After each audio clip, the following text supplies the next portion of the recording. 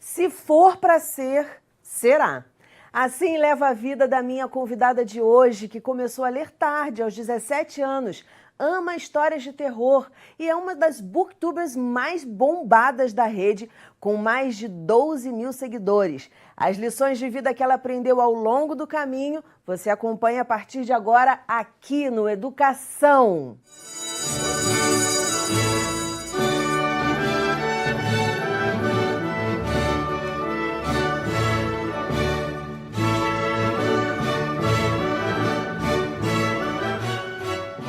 Hoje eu vou conversar com a booktuber Úrsula Azevedo, que tem 21 anos de idade. Úrsula, vamos começar falando da tua educação. Seus pais foram os grandes influenciadores na sua vida. Sim, de que forma? Fala pra mim. Eles sempre me guiaram muito desde o início. Claro que a gente sempre tem o apoio da escola e tudo, mas saindo da escola era sempre eles que estavam ali para me dar apoio em todas as minhas dúvidas, todos os questionamentos que eu tinha sobre a vida, sobre tudo que se pode imaginar. Eles estavam me dando apoio e me dizendo como seguir com as coisas que me deixavam em dúvida. Então, eu sempre senti assim que eu sempre tinha alguém para poder contar. Eu nunca estive perdida ou sem direção, porque sempre que eu me sentia assim, eu poderia contar com eles. Isso é tão importante. Sim. A gente sempre fala isso aqui no Educação, quanto é importante a presença dos pais, também mais com qualidade, porque eu sei que alguns pais se sentem culpados. Poxa, não tenho muito tempo para ficar com meus filhos. Eles tinham esse tempo, era a qualidade de quando vocês estavam juntos? A minha mãe sempre esteve em casa, então quando eu era muito pequena ela ainda trabalhava, mas ela largou o trabalho quando eu tinha 1 ano, então eu nem lembro muito bem deste período. Mas eu acredito que realmente isso depende muito mais da qualidade do tempo do que do tempo em si. Eu tive esse facilitador, mas tanto meu pai, que trabalhava durante o dia, também sempre me deu apoio, mesmo estando menos tempo em casa do que a minha mãe. Então eu acho que depende muito mais da qualidade do tempo que se passam com os filhos do que com o tempo em si. E educação, como é que era quando você fazia alguma coisa errada? Ia pro cantinho, levava palmada, era o Não. bate-papo? Sempre foi muito mais voltado para o bate-papo mesmo. Eu já tive algumas vezes de castigo, mas nunca com agressão nem nada desse tipo. Às vezes eu ficava um pouco no meu canto para pensar. Cantinho do pensamento? Mas na maioria das vezes era mais questão de conversa. A minha mãe sempre me explicou muito o que eu fazia de errado, por que eu não poderia fazer o que eu tinha feito.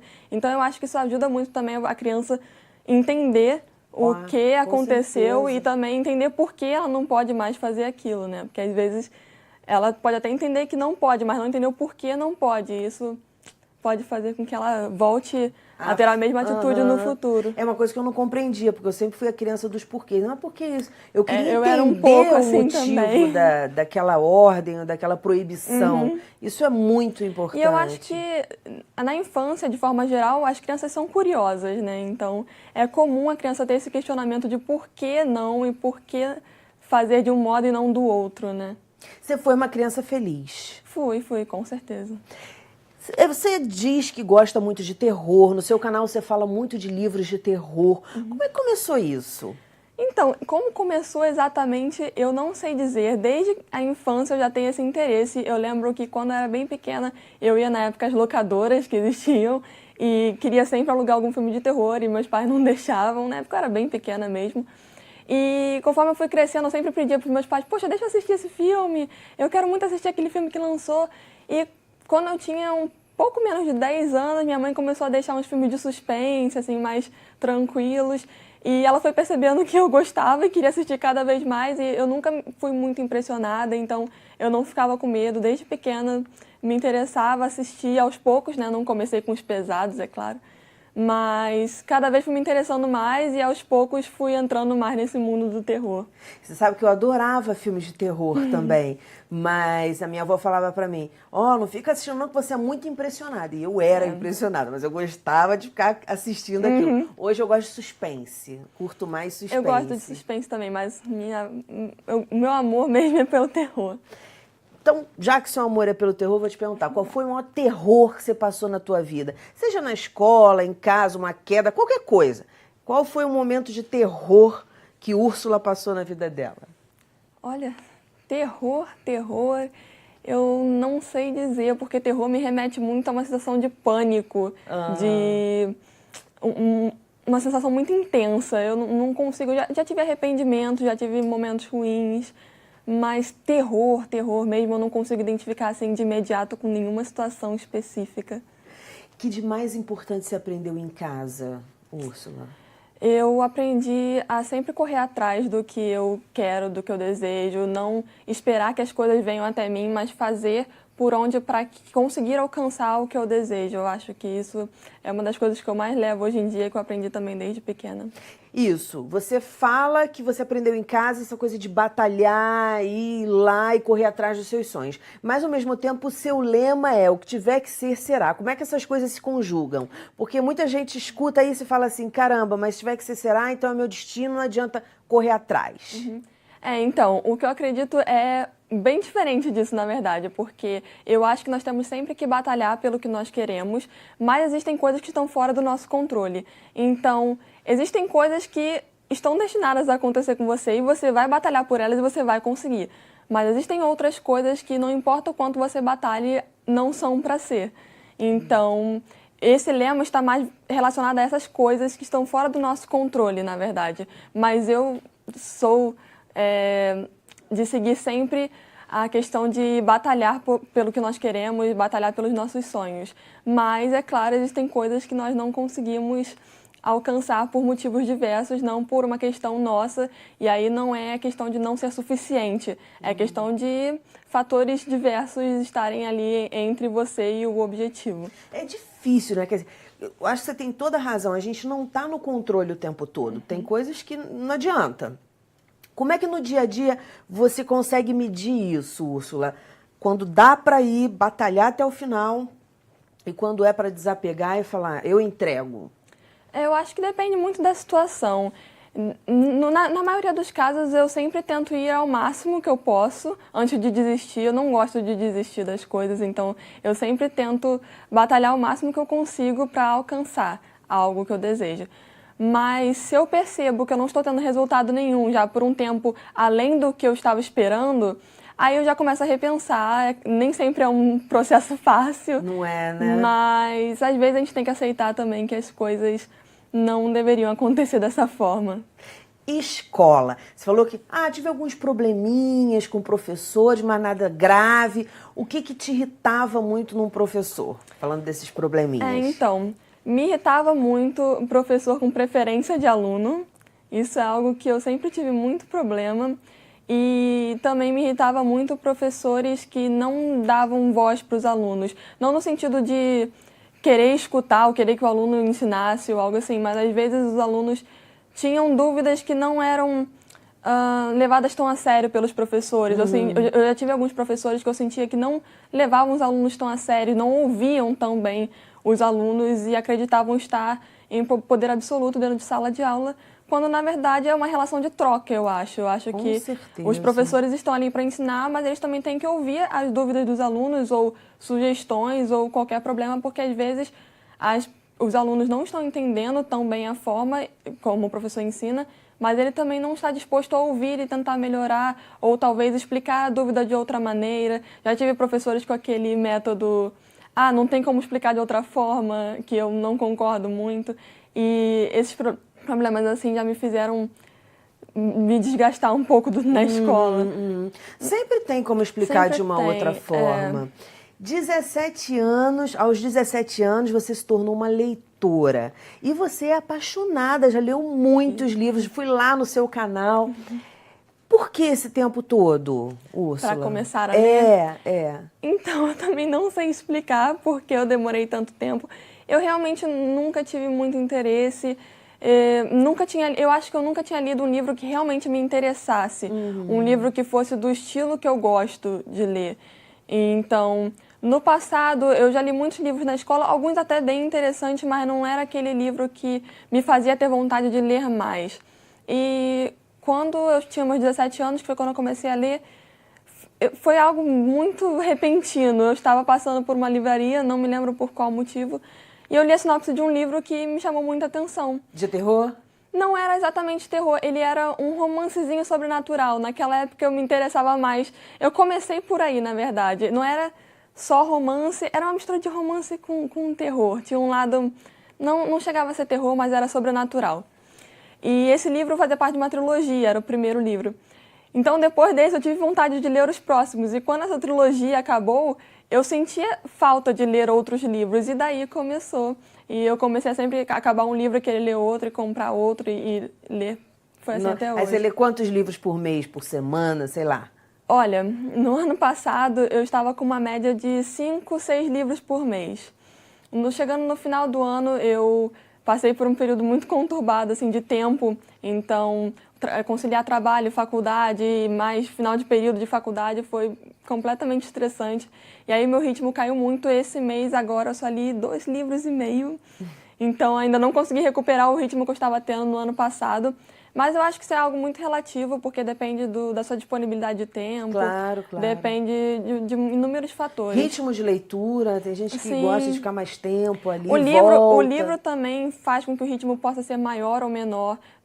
Eu, pelo menos, quando eu pego livros mais leves, às vezes um livro de romance, ou um livro mais puxado para comédia, um livro mais divertido, eu sinto que a leitura flui mais rápido. E às vezes livros de mistério ou algo mais Você profundo, fica degustando mais. eu percebo que eu demoro mais para ler. Então depende muito, depende também de se eu estou pegando um livro maior ou menor, com menos número de páginas.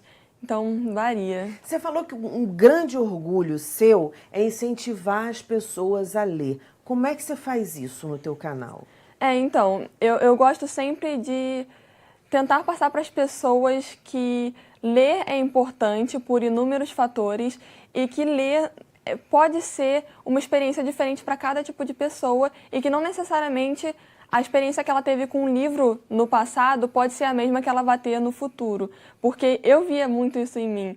Eu já li livros no passado que não me fizeram ter esse gosto pela leitura e depois que eu peguei um livro que me interessou, eu comecei a querer ler cada vez mais. E no canal eu tenho essa liberdade de poder indicar diferentes tipos de leituras, por mais que o meu foco seja mais terror e suspense, isso acaba limitando um pouco. Mas ainda dentro do terror e suspense existem vários tipos de livros que eu posso indicar para diferentes pessoas e assim fazer com que diferentes pessoas comecem a apreciar a leitura da sua própria forma. Como é que o público reage lá nos comentários? Como é que é essa interação contigo? A interação é bem legal, é uma das partes que eu mais gosto. Eu gosto muito de ver como as pessoas estão me vendo nos vídeos e como elas estão lidando com o conteúdo que eu crio também. Porque, na verdade, eu comecei o canal para compartilhar minhas experiências com livros, porque eu queria falar com mais pessoas. Então, o que eu realmente espero é que as pessoas entrem em contato comigo e falem o que elas estão achando das leituras delas, o que elas acharam do livro que eu indiquei, ou se elas pretendem ler o livro que eu indiquei. E eu gosto bastante, é bem variado, existem os mais variados tipos de comentários, pessoas que não concordam com a minha opinião, que é legal também, pessoas que concordam, pessoas que adoram todos os vídeos, pessoas que gostam mais de alguns do que de outros. Isso Quando é que varia você muito. Começou o canal? Como é que foi esse início? Eu comecei o canal em 2015, no início de 2015, e foi justamente por isso. Eu comecei a gostar muito de ler e comecei a ler cada vez mais. E eu sempre comentava das minhas leituras com os meus amigos, mas eu queria falar com mais pessoas. Eu queria poder compartilhar minha experiência e às vezes indicar um livro que eu achei muito bom para outras pessoas além dos meus amigos. E por isso eu comecei com o canal e comecei a indicar livros também. E aí começou o pessoal logo a se inscrever? Quando é que deu o boom? Demorou um pouco, não Porque foi... para um booktuber, você tem bastante inscritos, né? Esse não é um fenômeno simples e fácil de um booktuber conseguir. Um youtuber, sim, mas booktuber é diferente porque, É um nicho mais infelizmente, no nosso país limitado. não se lê muito. Então, eu comecei com o canal e no início era um ritmo bem lento. No início eu também tinha um pouco de vergonha, então eu não divulgava tanto assim o canal. Eu não me sentia satisfeita e confortável de falar sobre o canal para pessoas. Mas foi bem lento no início. Passando uns 6 meses eu alcancei meus primeiros 1.000 inscritos. E eu lembro que nessa época eu fui a alguns eventos de booktubers e eu conheci outros booktubers. E aí nós começamos a trocar experiências e formas de divulgar. E foi a partir daí que eu comecei a me sentir mais confortável também de conversar sobre o assunto e de falar que eu tinha um canal. E a partir daí as coisas foram avançando aos poucos, indo em Bienal, conversando em Bienal, conhecendo novas pessoas. O canal foi crescendo naturalmente aos poucos, até chegar onde está hoje. Vamos falar então, agora a gente tem um minutinho para o final dessa etapa de papo, porque a gente tem outras coisas para falar aqui no programa ainda. Mostra o livro que você trouxe, que é o seu livro predileto, A Coisa. Eu trouxe It, A Coisa, do Stephen King, que é o meu livro favorito, e é um livro bem grandinho. Do seu autor favorito, meu que eu autor também favorito sei. também. Esse livro aqui, ele vai falar de tantas coisas, é difícil resumir ele em poucos minutos, mas basicamente nós vamos ter um grupo de crianças que enfrentam uma criatura sobrenatural que está assombrando essa cidade, digamos assim. É mais complexo que isso, mas resumindo dessa forma. E o livro vai falar muito sobre a relação que eles têm entre si, da amizade que eles têm entre si e o amor que eles compartilham. E como isso é importante para vencer obstáculos, vencer dificuldades. Não apenas a Coisa, que é o vilão principal da história, mas existem outros vilões também nessas 1104 páginas. Então, o livro é muito mais do que um livro de terror. Eu acho que é um livro também sobre amizade, sobre amor, sobre muitos assuntos interessantes que podem agradar pessoas diversas. Então, eu amo muito esse livro. E você falou que essas páginas aí fluem, né? Fluem. A leitura... Pra mim, fluiu muito rápido, porque já nas primeiras 50 páginas eu me envolvi muito com a história e me envolvi muito com os personagens. Então, eu fui lendo sem parar, quando eu vi já estava no finalzinho do livro. Maravilha, muitíssimo obrigada pela entrevista, agradeço. Úrsula. Parabéns pelo trabalho, essa coisa de Obrigada. incentivar a leitura, isso é muito bacana. E você falou tudo, tem que ler o que a gente gosta, não é isso? Sucesso! Obrigada! Agora é hora de você conhecer um pouco do Estatuto da Criança e do Adolescente. Na volta, tem A Família Pergunta. Segura aí que eu nem fui, já tô voltando.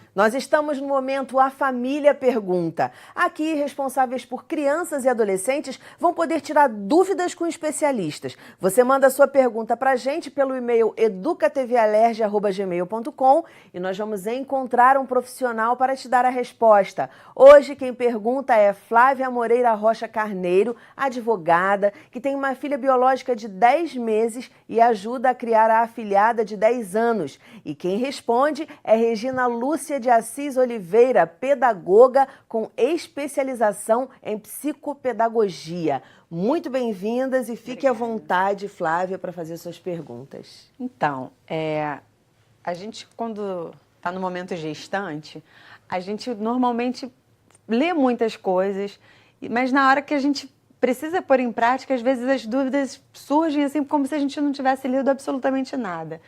E a minha dúvida no momento seria em relação à leitura. Qual o momento exato de introduzir a leitura para o bebê? Ou uma rotina que seja. Eu tentei, né, começar a introduzir essa rotina para minha filha com 8 meses, mas já li alguma coisa a respeito de... Com 6 meses, a criança já entende, já começa a interagir. E, assim, qual a melhor forma? Enfim, assim, em relação à leitura, as dúvidas são enormes, né? Sim, são muitas. Eu poderia te dizer que, a partir do momento que a criança nasce, você já pode incentivar a leitura. Mas é claro que nos primeiros meses, né, até o 3º mês, é uma coisa muito complicada, porque a mãe está se adaptando também a uma nova situação, né? Então, é complicado. Mas a partir do momento que você está confortável na sua rotina com a criança, você já pode contar uma história, não precisa ler um livro, né? Você pode contar uma história, você pode trazer um fantochezinho, um bonequinho e botar na beiradinha do berço e falar, olha, fazer aquela encenaçãozinha. Isso você já está estimulando, não só o livro físico que você precisa pegar e ler para a criança. E a outra coisa é o bom exemplo, né? Se essa criança cresce olhando para você, sentando todo dia à noite para ler o seu livro, não necessariamente lendo para a criança, ela já vai perceber que isso deve ser uma coisa legal. A minha mãe está fazendo... Eu acho bacana, que isso deve ser bacana. Né? Pode fazer outra pergunta. Então, minha filha é muito agitada, muito. E eu tinha dito para mim mesma que eu só ia colocar ela em colégio ou creche a partir do momento que ela começasse a andar e falar. Porque a gente vê tanta história horrível aí a respeito de creche, ou de professora ou babá, enfim. Eu falei, não, ela vai ficar comigo em casa, com a minha mãe, e infelizmente eu não tenho mais sogra, então a gente vai dar um jeito de conseguir lidar até ela chegar na idade que eu acho aceitável. Mas com essa agitação toda, a realidade é outra. E eu fico questionando qual é o melhor momento de colocar a criança numa creche ou numa escolinha. Eu sei que algumas escolas elas limitam a partir dos 3 anos, mas tem outras que já com 1 ano e meio, 2 anos já aceita. Qual seria a melhor forma de pesquisar um local, enfim, da gente saber o melhor momento de fazer essa escolha e que benefícios isso traria, além de, para mim, do fato dela ser agitada, ajudar ela a gastar energia com outras crianças, né? O melhor momento é o momento que você precisa, né? Se você precisa da creche, a criança, você tem que trabalhar e a criança tem que ficar com alguém. Eu acho que a creche ainda é o melhor local para você deixar uma criança, porque ela vai estar sendo estimulada por profissionais que estão preparados para isso, né? Às vezes fica com a avó é legal, fica com a avó, porque é uma pessoa que tem um vínculo, tem carinho e tudo, mas é ela e a avó.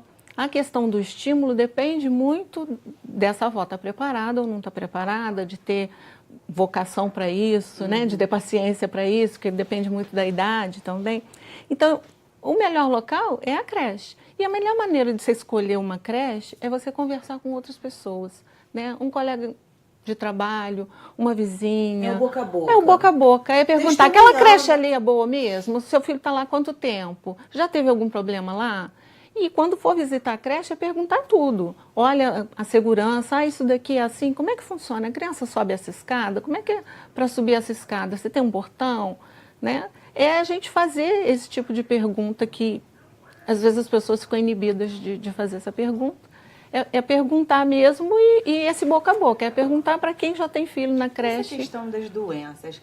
Já ouvi tanta gente falando, olha, vai colocar em creche... vai ficar doente. O pediatra é o primeiro que fala, né? A pediatra me perguntou isso lá no comecinho e eu dei essa minha visão de que só a partir dos 2, 3 anos. Mas depois disso a gente não entra mais nesse assunto. Mas muita gente fala, já se prepara, porque vai ficar doente. Mas também pega anticorpos. Eu não sei, eu não sou médica. Eu também. Você também não, mas vai poder falar melhor. No balanço geral, é mais vantajoso para a criança mesmo pegando. Vai pegar uma alergia, vai pegar uma gripe, vai ficar com o narizinho escorrendo. Tem tudo isso. Mas o ganho no geral da criança na creche, o ganho de desenvolvimento é um salto de qualidade para a criança. Porque ela vai estar convivendo com os pares, todos ali estão do mesmo tamanho. O banheirinho da creche, o vaso é pequenininho, a descarga ele alcança para dar, ele consegue lavar a mão sozinho. Esses pequenos detalhes de independência fazem muito bem para a criança e para o desenvolvimento dela. Gente, muitíssimo obrigada. Esse papo pode continuar depois do programa, porque a gente infelizmente tem que encerrar agora. Obrigada pela presença, Flávia. Muitíssimo obrigada, Regina. Volte sempre. O nosso programa fica por aqui. Na segunda-feira que vem tem muito mais às 9 horas da noite. Educação, se você não se envolver, não rola. Dias felizes, paz do eu e até lá.